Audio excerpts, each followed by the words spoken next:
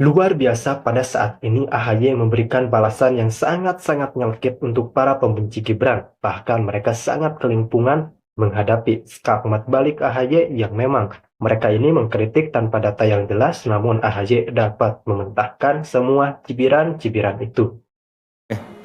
Rata-rata 20 tahunan ya? Cobain 20 tahun.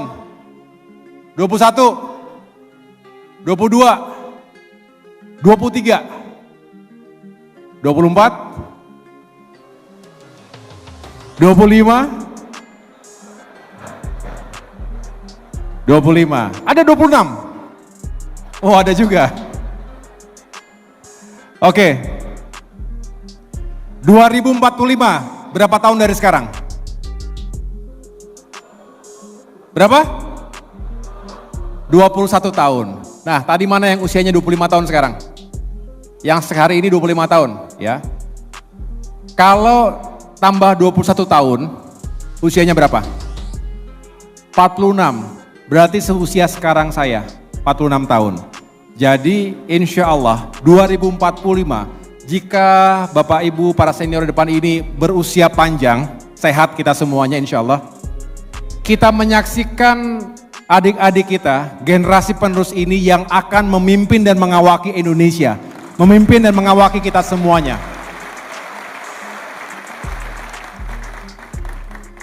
Oleh karena itu, kita titipkan masa depan Indonesia di pundak kalian.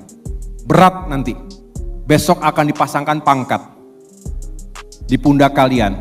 Itu ada amanah yang dititipkan oleh rakyat Indonesia kepada kalian. Tapi tentu you are not alone, bukan sendirian. Kita semua akan sama-sama mengawal generasi penerus bangsa agar sukses dan lebih baik daripada kita semuanya. Karena tadi, tantangan mewujudkan Indonesia Emas 2045 tidak ringan. Bukan hanya sekedar angka cantik 100 tahun emas, no. Ada sebuah filosofi dan juga ada penjelasan yang rasional, baik dari segi ekonomi, sosial, termasuk tentunya politik. Jadi saya berharap mari kita satukan pandangan ke depan, kita satukan energi kita untuk mewujudkan cita-cita besar kita. Ya, founding fathers kita tentu ingin Indonesia maju dan sejahtera. Nah, kita yang harus melanjutkan tongkat estafet itu. Jadi, tadi saya bertanya, apa yang dibayangkan Indonesia Emas 2045?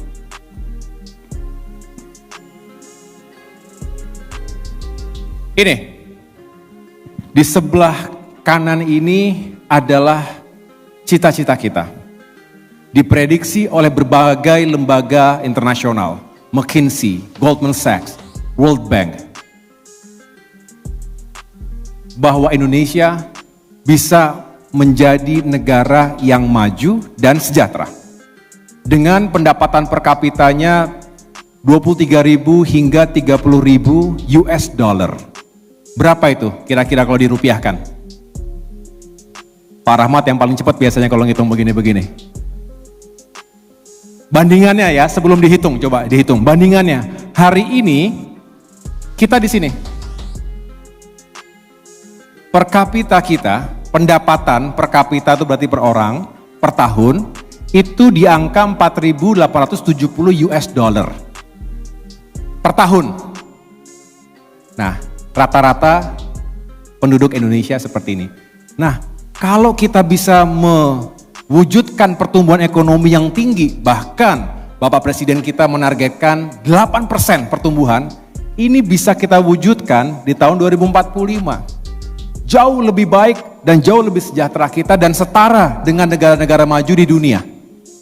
Kalau melihat di film-film, di YouTube, dimanapun, di Instagram, masyarakat negara maju yang lebih sejahtera, nah insya Allah kita dalam proses dan perjuangan menuju ke sana.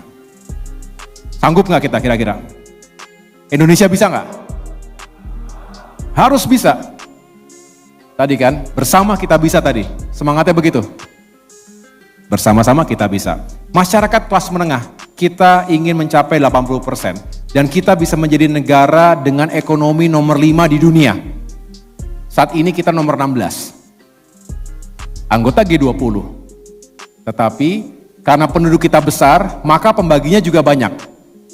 Jadi kita harus besarkan kue kita.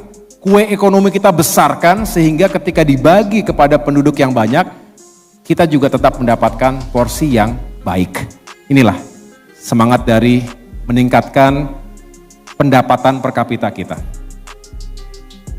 Nah, tapi itu semua menjadi angka statistik semata, tanpa kerja keras dan kerja bersama kita. Betul?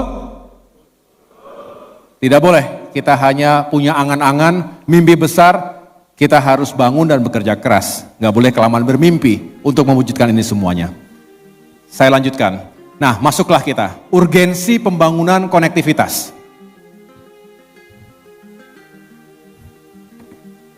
Mengapa forum ini penting?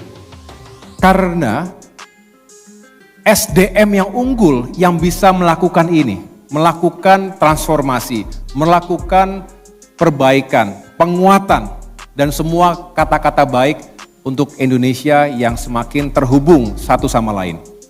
Ekonominya semakin tumbuh.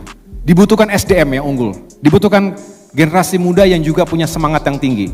Kita lihat cakupan konektivitas. Saya tidak ingin mengajari siapapun karena Bapak Ibu lebih menguasai di sini. Yang jelas kita PR-nya memang besar, banyak. Lihatlah, dari Aceh sampai dengan Papua, Merauke, Sabang sampai Merauke, itu 3 zona waktu, sama panjangnya dari LA ke New York, Amerika. Kalau peta kita diletakkan di atas daratan Eropa, itu panjangnya kurang lebih begitu.